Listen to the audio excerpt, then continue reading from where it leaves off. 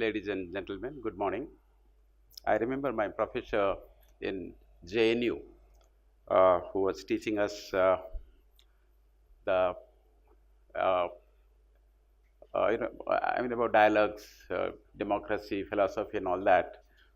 And he used to use a small anecdote, and that has nothing to do with the speech that I'm going to make at the conference about. But he told us about the scientists, some 3 scientists who went to the Russian cold territories of Siberia, and in a small hut inside, they were talking about particle physics, duality of particle and wave, atomic entanglement, and of course cryogenics, the effect of cold temperature. And they were quite busy inside the small hut talking about cryogenics. At that time, they found some feeble voice knocking on the door. And they could make sense out of that voice. He was saying, essentially, he was trying to say that it was very cold outside and he was going to collapse.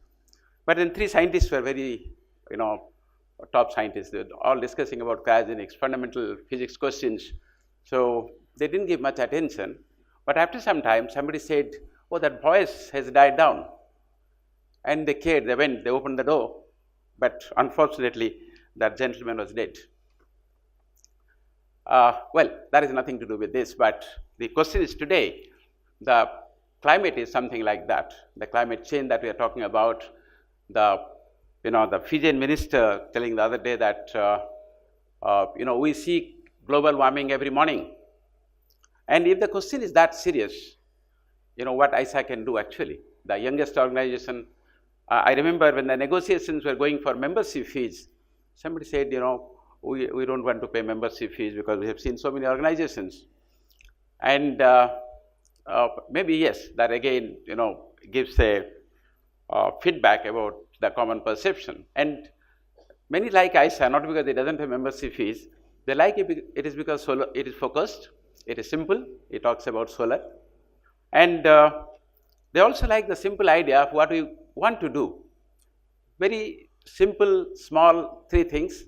$1,000 billion by 2030, and for that, of course, the host country India has put in $1.4 billion so far in terms of project funding. $600 million is still due for African countries. If any one of you wants to put projects, you have to give a letter to the government of India or to your local embassy actually there, saying that you own the project and you want the project, and that is where it starts, because ISA is all about membership driven. It is member driven, not membership driven. And if you want something, then we come in. We don't impose anything from the top that you want this. And France has put in, €1 billion, an AFD, that's analyzing agency. And we are requesting all other big countries like UK, Australia, and USA, and everybody, that those who have some official assistance budget, if they can earmark 10 to 20% of money for universal energy access, that's a great thing that is going to happen. But still, for $1,000 billion, this is not enough. It doesn't add up to that much. We are talking about creating risk mitigation mechanisms, an idea that came from the World Bank president, saying that if actually organizations like CEEW, IEA calculate that you need $5,000 billion to address climate issues, where do you get $5,000 billion? Green Climate Fund still struggles to get $10 billion. So the idea is you create risk mitigation mechanisms where money from private sector will flow in. ISA has appointed a task force, World Bank is working on it. Green Climate Fund is examining to give $500 million to this risk mitigation fund. $500 million ISA has to mobilize from the member countries. And if that happens, this $1 billion, which World Bank will administer, then that perhaps will bring in 10 times that money to this sector. And still that is not enough. You need more such mechanisms. The latest idea has been from some quarters that if Britain could have a green bank, if India has an IRIDA way back, why the world can't afford a green bank? And can it be a special purpose vehicle of all multilateral banks putting in some money? But essentially, in such a case, this bank will be so professional, so committed that 1:10, crisis, that if you send 10 proposals to a bank, only one proposal is rated as bankable, 9 proposals come back. And that becomes more and more difficult for member countries to actually find out. It becomes a rocket science how to make a project. ISA addresses those issues of standards also linked to the projects. And that is the area of finance, the first thing that we do. And the second thing is again very simple, that project issue, how you help countries to make more bankable projects faster. And then you tackle issues where some countries feel that you are bringing in projects very fast. We are not prepared. We don't have the capacity building issues. And these projects should not be industry driven. They should be driven by member countries. And the third area that we focus is something called star centers. Now, this is not about film stars. This is about the solar technology application and resource center. I must say originally it came from USA, the idea of having star centers.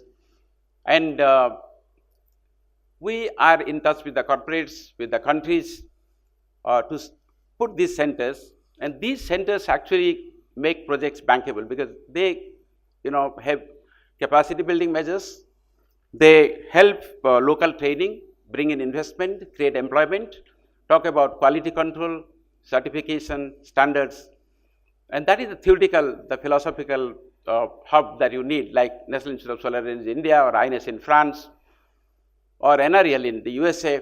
You have a knowledge hub which actually gives confidence to the policymakers, to the bankers to go into the project stages. And this is where we need help from everybody, being new and upcoming, and trying to be the implementation wing of ADINA, of IEA. Actually, every year the number of books they produce are phenomenal, the type of knowledge they produce. But there has to be somebody who actually takes it further and forward and gets it implemented. And that perhaps is the precise role we would like to play. We talk about, talking about institutions, we talk about actors, we talk about, ideas, and this is the framework that we have in mind. And of course, we sit in a place, we have a beautiful campus of 200 acres, although there is an energy crisis in the sense it's in the rural grid of Haryana. It's not like this where power supply is guaranteed. So, so if you think that is a 5-star place, it's not a 5-star place. If you really want to experience what reality can be, you should visit our campus. You have pickaxe and many other things in that beautiful place, and you are most welcome. Thank you all.